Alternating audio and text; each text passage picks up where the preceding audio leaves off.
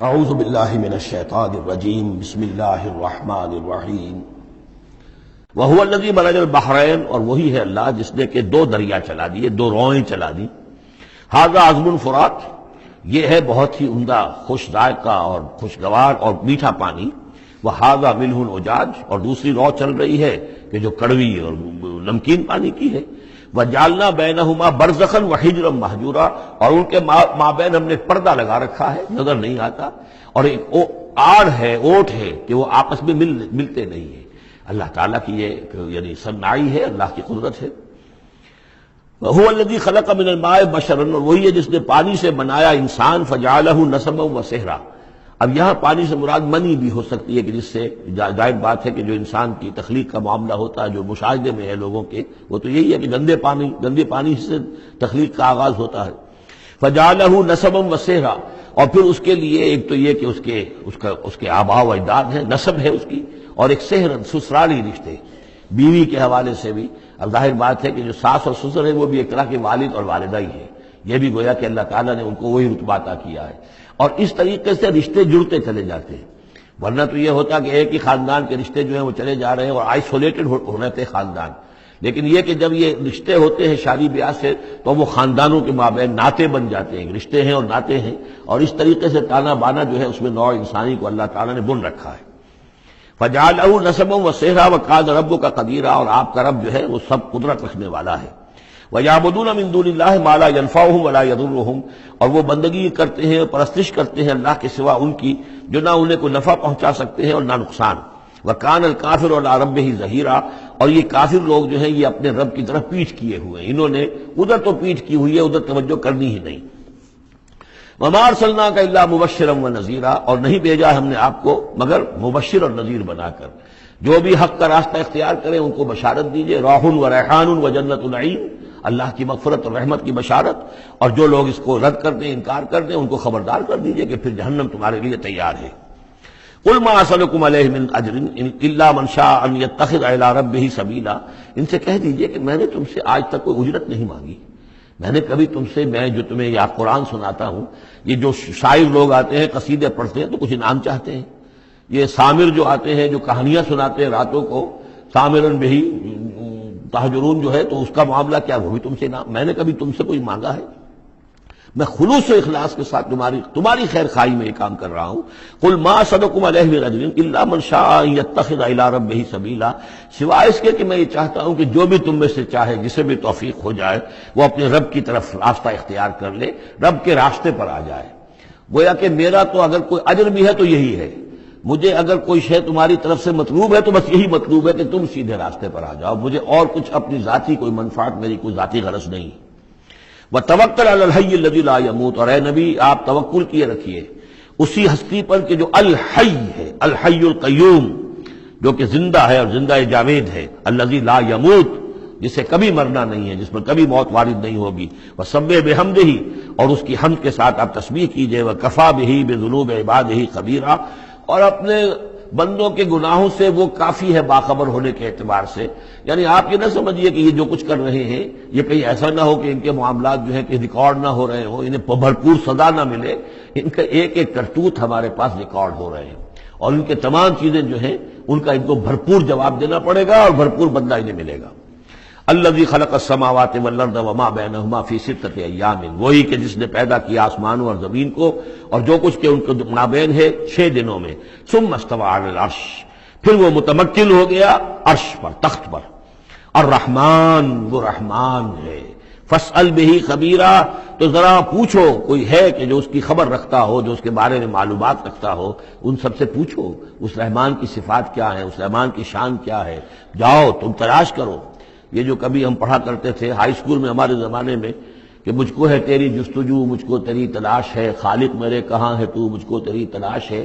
تو ایک ارج ہے انسان کے اندر، وہ محسوس کرتا ہے کہ کوئی ہے، کوئی تو ہے جس نے مجھے پیدا کیا ہے. اب میں کیسے تلاش کروں، کہاں ملوں، کہاں ملے گا، کیسے اسے بات ہو سکتی. فاسأل بہ خبیرا، تو جاؤ ایسے لوگوں کو تلاش کرو کہ جو اس کے ساتھ کچھ آشنائی رکھتے ہوں، جو اس کے جاننے والے ہوں، جس کی کوئی دوستی ہو، اور ان کی صحبت اختیار کرو. کونوا مع الصادقین، تو یقیناً تمہیں جو ہے اللہ تعالیٰ کی معرفت حاصل ہوگی. وَإِذَا قِيلَ لَهُمُ اسْجُدُوا لِلرَّحْمَٰنِ، اور جب ان سے کہا جاتا ہے کہ سجدہ کرو رحمان کو، قالوا وما الرحمن، کیونکہ یہ رحمان کے لفظ سے بدکتے تھے، یہ صرف اللہ کا لفظ استعمال کرنا چاہتے تھے۔ رحمان جو ہے، یہ جو مشرکین مکہ تھے یہ کہتے تھے یہ نام تم کہاں سے لے آئے ہو، یہ ہمارے لیے قابل قبول نہیں ہے۔ قالوا وما الرحمن، ان کا یہ رحمان کون ہے؟ انسجد لما تأمرنا، کیا ہم سجدہ اسے کریں جس کا تم ہمیں حکم دے رہے ہو؟ اس میں ہے وہ شقاق جو ہوتی ہے زدم زدہ، ٹھیک ہے، تمہارے کہنے تو ہم یہ نہیں کریں گے، مطلب یہ کہ چاہے تو تم بات کہہ رہے ہو حق ہے، لیکن یہ کہ چونکہ تم کہہ رہے ہو اس لیے ہم نہیں کریں گے، اس کا تو مطلب یہ ہوگا کہ ہم نے تمہاری بات مان لی اور تم جیت گئے۔ انسجد لما تأمرنا، کیا اس کو ہم پوجیں گے جس کا کہ آپ ہمیں حکم دے رہے؟ وزادہم نفورا، اور اس سے ان کے اندر نفرت اور بدکنا ہی بڑھ رہا ہے، فرار اور بھاگنا اور دوڑنا۔ یہ میں عرض کر رہا تھا کہ یہ جو آخری رکوع ہے سورہ فرقان کا، یہ ہمارے اس مطالعہ قرآن حکیم کے منتخب نصاب کا ایک اہم درس ہے۔ اس کے میں نے عرض کیا تھا پہلا حصہ 4 بہت جامع اسباق پر مشتمل ہے۔ سورۃ العصر، آیت البر، 2 ہم اس میں سے پڑھ چکے ہیں۔ دوسرے حصے میں کچھ ایمان کے مباحث تھے، ایمان کی ماہیت، ایمان کی حقیقت، اس میں ہم سورہ آل عمران کے آخری رکوع کی آیات پڑھ چکے ہیں، سورہ فاتحہ پڑھ چکے ہیں، اور ابھی حال ہی میں سورہ نور میں یہ آیات نور جو ہیں، 5واں رکوع سورہ نور کا۔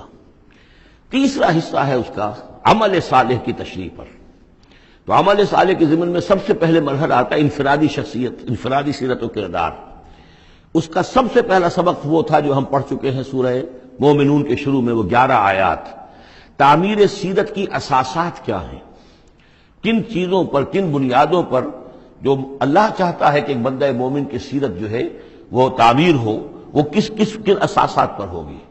تو قد افلح المؤمنون الذین هم فی صلاتهم خاشعون والذین هم عن اللغو معرضون والذین هم للزکاة فاعلون والذین هم لفروجهم حافظون الا علی ازواجهم او ما ملکت ایمانهم فانهم غیر ملومین فمن ابتغى وراء ذلك فاولئک هم العادون والذین هم لاماناتهم وعهدهم راعون والذین هم علی صلواتهم یحافظون اولئک هم الوارثون الذین یرثون الفردوس هم فیها خالدون۔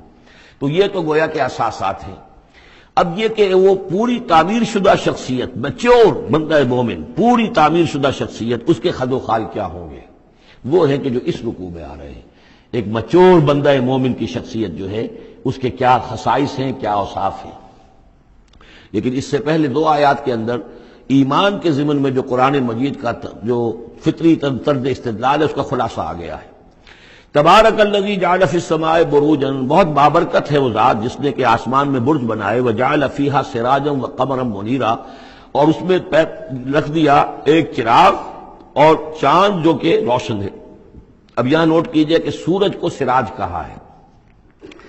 سورج میں چونکہ کمبسچن کا عمل تحریک، جل رہا ہے، اس کے اندر حرارت ہے، لہذا اس کو چراغ کہا ہے، اور قمر کو نور کہا ہے صرف، کیونکہ یہ ریفلیکشن ہے۔ قمر کے اندر کوئی جو ہے پروسیس کمبسشن کا نہیں ہے، کوئی اس کے اندر حرارت نہیں ہے، بلکہ وہ تو ٹھنڈی جگہ ہے، ایسے ہی جیسے کہ ہماری زمین کی سطح ہے ویسے ہی اب تو جا کر لوگ دیکھ بھی آئے ہیں اپنے قدموں تلے، یوں بھی سمجھیے کہ اس زمین کو روند بھی آئے ہیں، چاند کی زمین کو۔ تو یہ اس کا نور ہے، لیکن وہ نور ریفلیکٹڈ ہے، اور سراج جو ہے وہ ہے اصل میں سورج۔ وَهُوَ الَّذِي جَعَلَ اللَّيْلَ وَالنَّهَارَ خِلْفَةً، اور وہی ہے جس نے کہ دن اور رات کو بنا دیا ہے ایک دوسرے کے پیچھے لگا ہوا، لِمَنْ أَرَادَ أَنْ يَذَّكَّرَ، ان لوگوں کے لیے جو چاہیں نصیحت اخذ کرنا۔ اسی سے یہی آیات الہیہ ہیں کہ جن سے انسان کو اللہ کی معرفت حاصل ہوتی ہے، اس کی قدرت، اس کا علم، اس کی حکمت کا اندازہ ہوتا ہے۔ او ارادہ شکورا، یا جو اللہ تعالیٰ کی نعمتوں کے پہلو سے اس کا شکر کرنا چاہیں تو اس کے لیے کائنات کا ذرہ ذرہ جو ہے گویا کہ اللہ کی توحید پر، اللہ کی قدرت پر، اللہ کی صناعی پر، اللہ کی حکمت پر دلالت کر رہا ہے۔ بس یہ 2 آیتیں تو سمجھیے کہ ایمان کے ضمن میں تمہیدی آیتیں ہیں۔ صدق اللہ العظیم۔